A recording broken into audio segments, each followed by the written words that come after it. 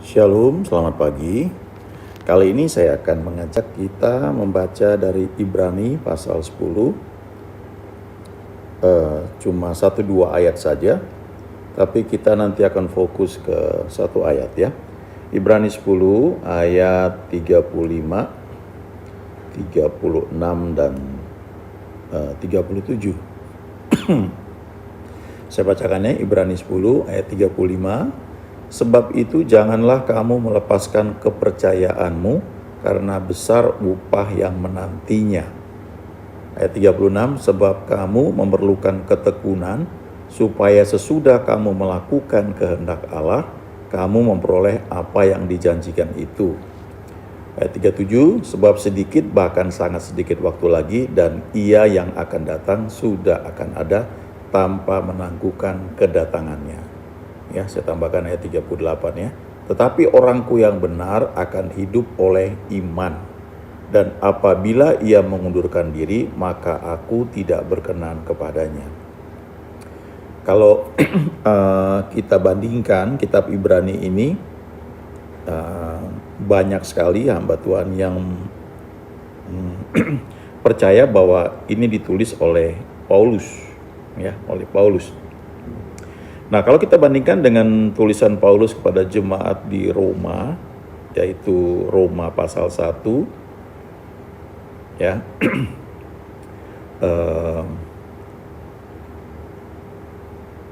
dia bilang seperti ini ya, di Roma pasal 1 ayat yang ke-17 ya. Sebab di dalamnya, di dalam Injil, nyata kebenaran Allah yang bertolak dari iman dan memimpin kepada iman. Seperti ada tertulis, orang benar akan hidup oleh iman. Ya, jadi ayat 17 ini dari Roma pasal 1 berhubungan atau mempunyai isi yang mirip sekali dengan di kitab Ibrani pasal 10 ayat 38. Tetapi orangku yang benar akan hidup oleh iman, dan apabila ia mengundurkan diri, maka aku tidak berkenan kepadanya. Nah, jadi iman ini suatu yang penting. Lalu kalau kita bertanya iman itu apa? Per definisi dari Ibrani pasal 1 ya, dikatakan pasal 11 ya, pasal 11. Pasal 11 ayat yang pertama. Iman adalah dasar dari segala sesuatu yang kita harapkan dan bukti dari segala sesuatu yang tidak kita mengerti. Nah, kalau kita baca di terjemahan bahasa Inggris dikatakan bahwa iman itu menangkap sesuatu yang tidak bisa ditangkap berdasarkan indera kita. Ya, indera jasmani, panca indera, entah itu penciuman, entah itu pendengaran, entah itu mengecap ya lidah, entah itu meraba, merasa kulit kita, atau juga mungkin lewat mata penglihatan ya, panca indera ya. Ada 5 indera jasmani kita. Nah, kalau salah satu atau beberapa dari indera kita ini menangkap sesuatu, maka kita katakan sesuatu itu ada ya. Dari mana kamu tahu ada kebakaran misalnya? Saya lihat apinya. Nah, begitu ya. Karena dilihat, jadi kita bilang bahwa itu ada ya. Tapi bisa juga bukan karena kita lihat, tapi karena kita dengar. Dari mana kamu tahu ada orang jualan bakso lewat di depan rumah? Ya, saya dengar tukang bakso itu ketok mangkoknya, jadi saya tahu bahwa ada tukang bakso lewat, walaupun saya nggak lihat. Ya, jadi sesuatu itu kita katakan ada karena bisa ditangkap oleh salah satu indera kita. Contoh lain lagi misalnya kalau kita sedang duduk tenang dan tiba-tiba kita merasakan angin meniup kita merasakan itu di badan kita ya, kita merasakan di kulit kita walaupun anginnya lembut ya.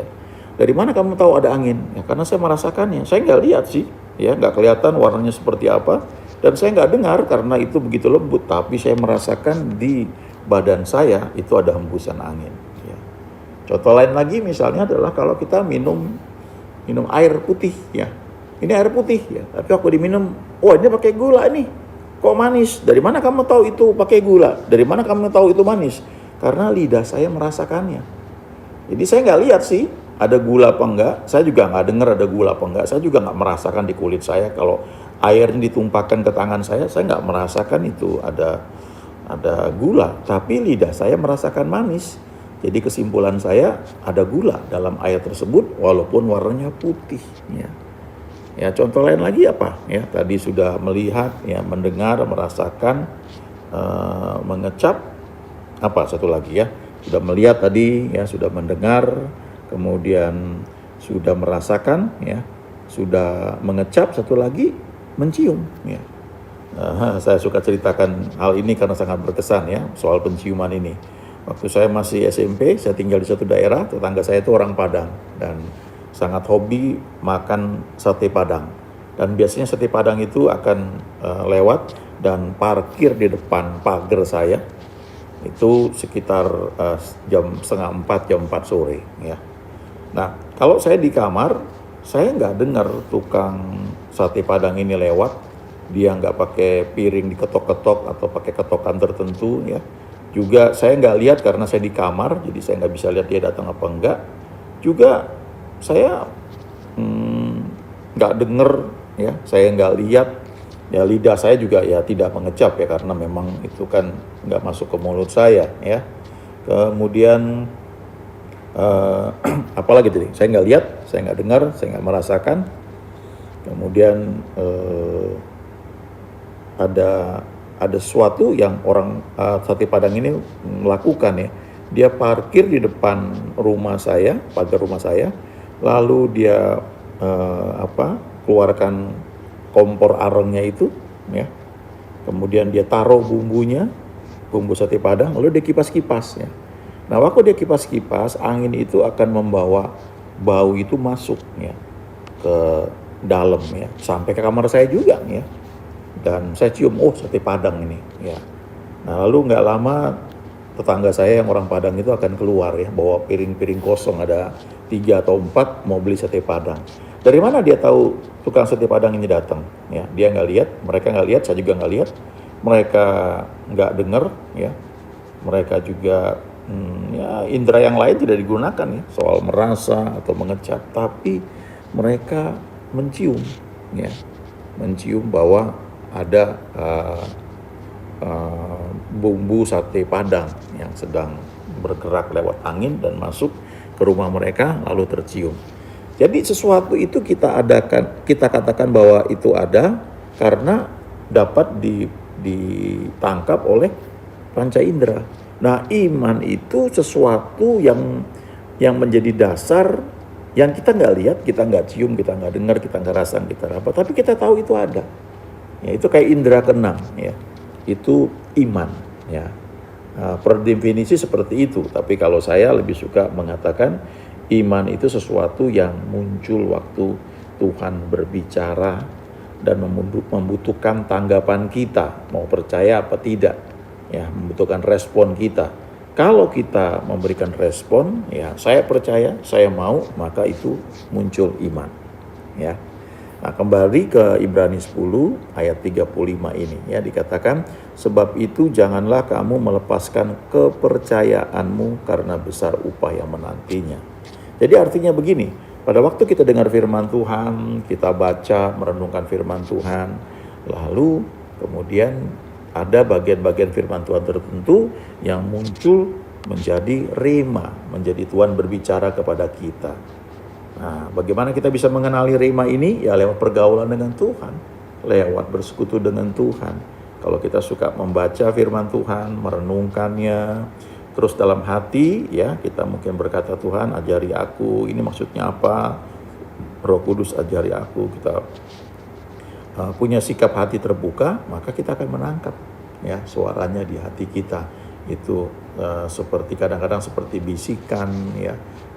Kadang-kadang seperti satu pengertian yang muncul ya, suatu ya ada yang mengatakan seperti pewahyuan atau iluminasi dan sebagainya ya, ada istilahnya macam-macam. Tapi pada prinsipnya ketika kita banyak membaca firman Tuhan, kita merenungkannya, kita akan makin kenal suara Tuhan. Nah, waktu kita kenal suara Tuhan, kita akhirnya mengerti kehendaknya itu apa. Nah, lalu dikatakan di ayat 36 ini ya, yang mau saya tekankan ini.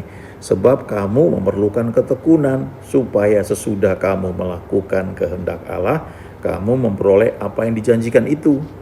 Ayat 36 ini bicara tentang ketekunan. Tapi sebelum sampai pada ketekunan, dikatakan di situ sesudah kamu melakukan kehendak Allah. Artinya kita ini perlu tekun dalam melakukan kehendak Allah. Kita perlu tekun untuk tetap percaya firman-Nya. Nah, tapi sebelum kita percaya firman-Nya atau kita melakukan kehendak-Nya, kita perlu tahu dulu apa kehendak-Nya bagi kita, apa firman-Nya bagi kita. Nah, itu yang saya bilang tadi, rema ya.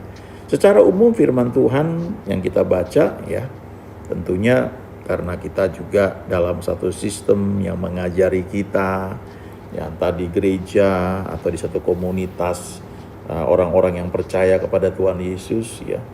Tuhan bawa kita ke situ dan kita mulai belajar, maka kita akan mulai mengenali apa yang disebut kehendak Tuhan.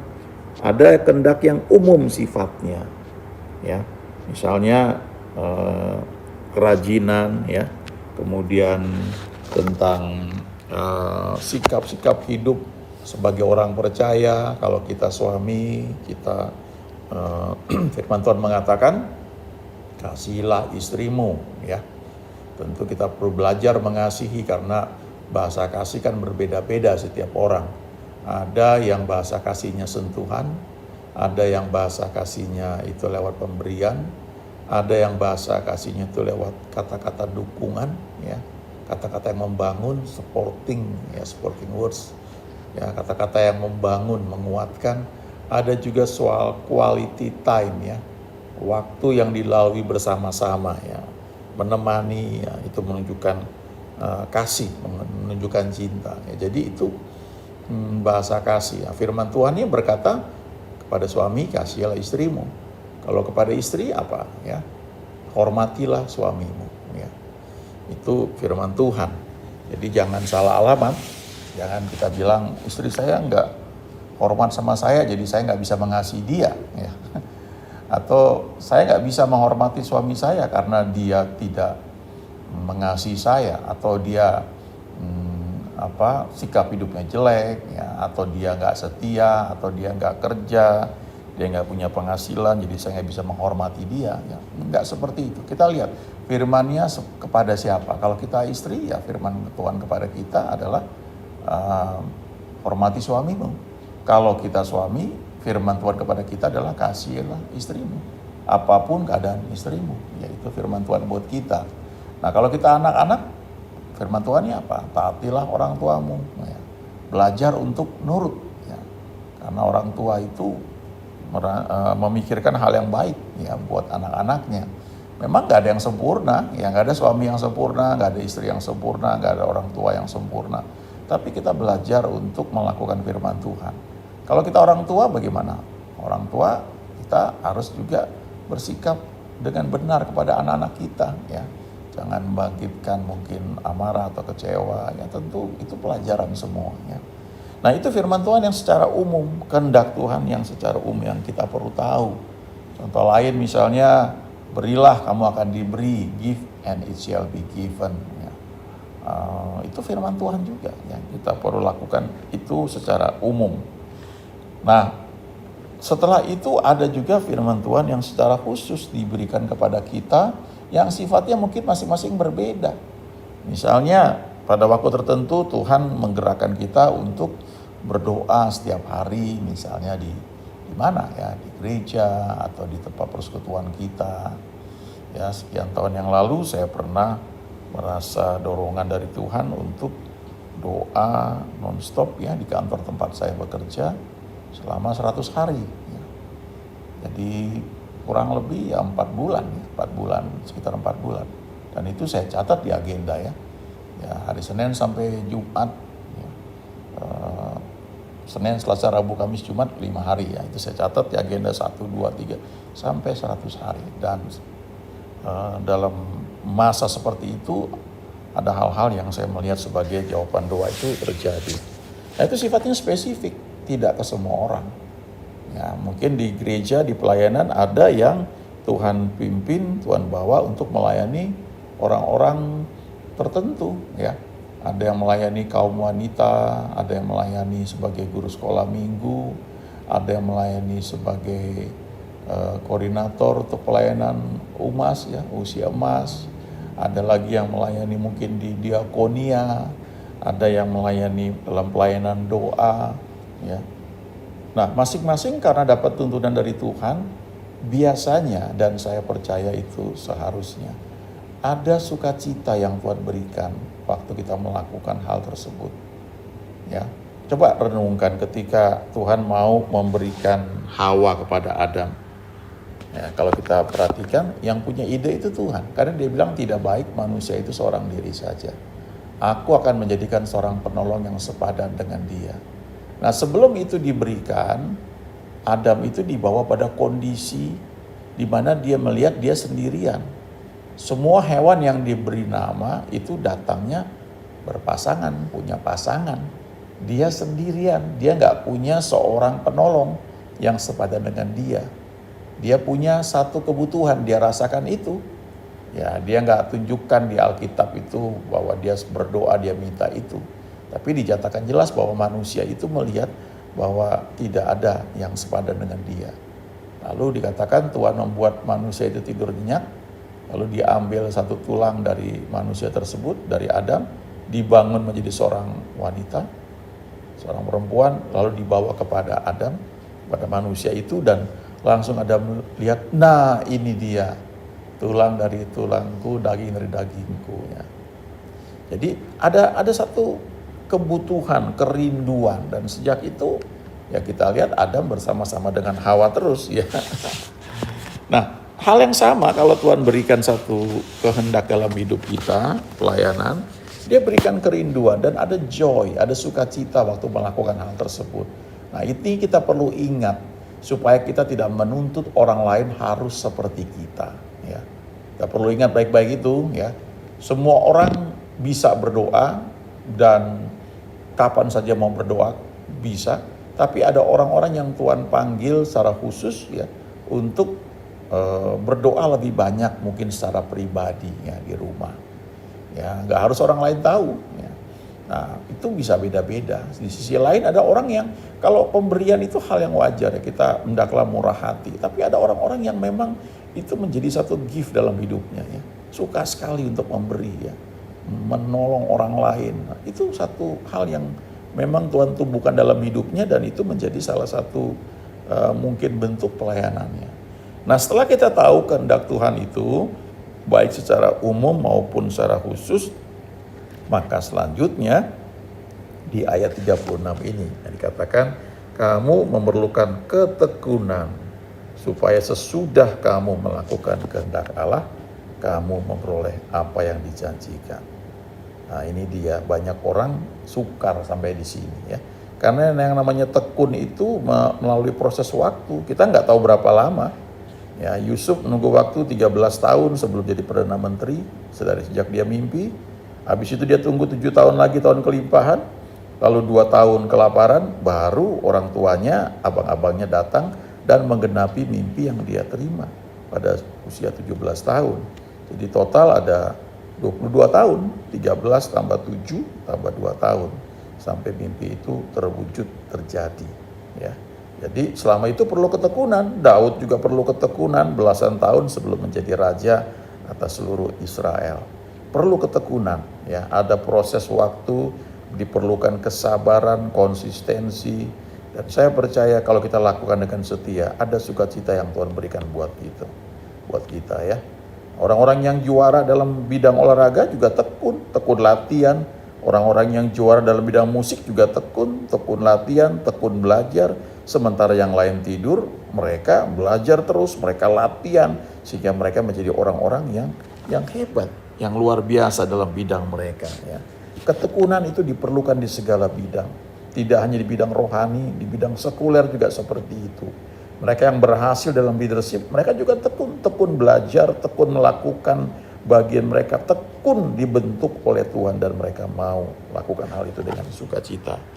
Ayo lakukan dengan sukacita apa yang sudah kita tahu untuk kita lakukan dari Tuhan, maka pada saatnya kita akan memperoleh apa yang Tuhan janjikan. Amin.